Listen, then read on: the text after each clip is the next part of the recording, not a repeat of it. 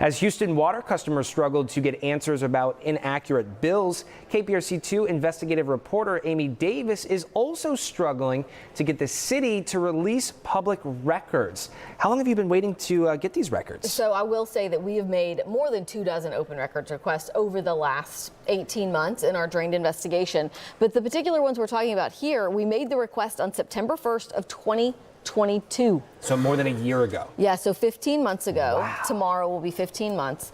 These are emails. So we picked 8 people, 7 employees of the city of Houston, and then Mayor Pro Tem Dave Martin. And we said, hey, we're looking for all of their emails in a 6-month time period between May 1st of 2022 and September 1st of 2022 with these keywords, trying to narrow down this request.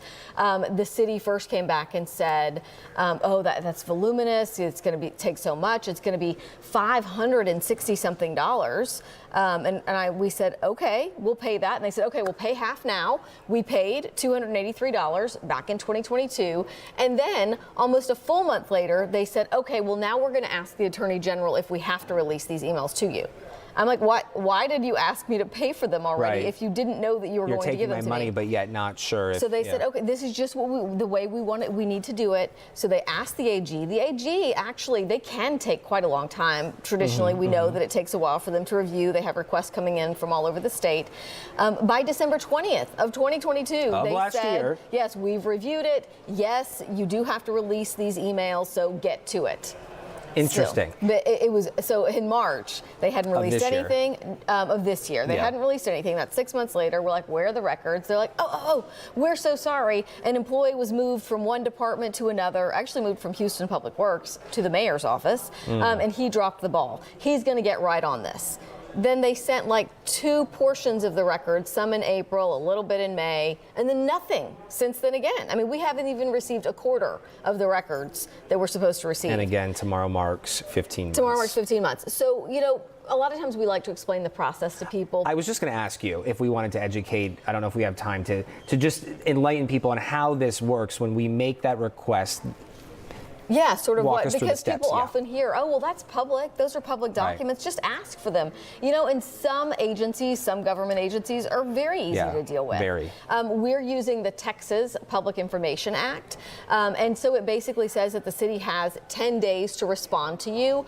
The spirit of the act is 10 days to get those records to you. I mean, if they're public and they've got them, why delay? Right. The city of Houston used, oh, well, we'll confirm that we've received your email in 10 days, and then we'll take another amount of time to ask the AG. We spoke with an attorney in town, but he also works with the Freedom of Information Foundation of Texas on how this is supposed to work. We relayed to him sort of what has transpired, how we still don't have these records, and this is what he had to say about it.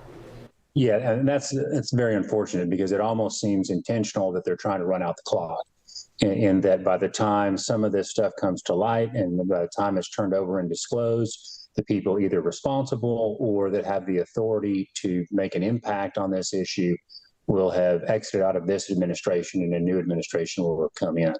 And if that is what they're doing, that's highly unfortunate. And it would be great if somebody would step up, meaning the Attorney General or a county prosecutor, and go after the city to make sure that they comply with the act.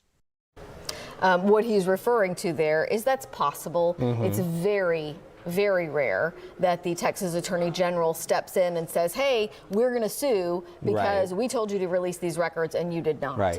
And what he's referring to is those 8 people whose emails we were requesting, only 4 of them are still with the city of Houston.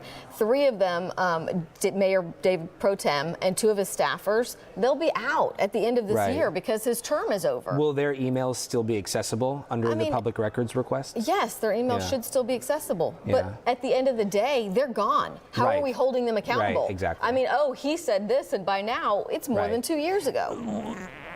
Could these series of stalls be intentional, regardless of what they're saying? Like, oh, you got to do this before you do that. I mean, could they? Absolutely. I mean, it's sort of what Tom Greger, the attorney, said. That we just heard from. Is that, I mean, you don't know. I mean, you take what the city says, which is, oh, oops, we didn't know. He dropped the ball. Mary Benton, the mayor's director of communications, said to me yesterday, oh, this is the first I've heard of it.